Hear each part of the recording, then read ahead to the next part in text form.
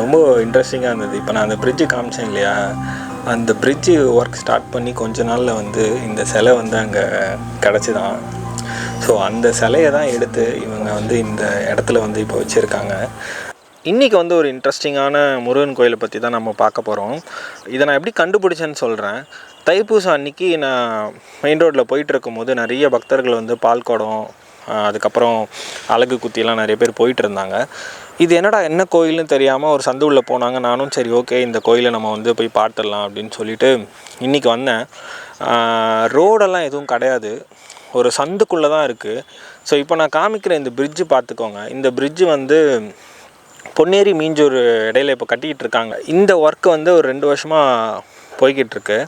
So இது உள்ளே வந்தீங்க அப்படின்னா இந்த மாதிரி ஒரு சின்ன இடம் இருக்குது. இங்கே தான் அந்த முருகன் கோயில் இருக்குது அப்படின்ட்டு வந்தேன். முருகர் வந்து நான் பார்த்துட்டு ரொம்ப ஷாக்கானேன். ரொம்ப சிரித்த முகமாக இருக்கார். நான் காமிக்கிறேன். ஸோ இந்த முருகரை பற்றி இங்கே பக்கத்தில் விசாரித்தேன். ரொம்ப இன்ட்ரெஸ்டிங்காக இருந்தது. இப்போ நான் அந்த பிரிட்ஜு காமிச்சேன் இல்லையா, அந்த பிரிட்ஜு ஒர்க் ஸ்டார்ட் பண்ணி கொஞ்ச நாளில் வந்து இந்த சிலை வந்து அங்கே கிடச்சிதான். ஸோ அந்த சிலையை தான் எடுத்து இவங்க வந்து இந்த இடத்துல வந்து இப்போ வச்சுருக்காங்க.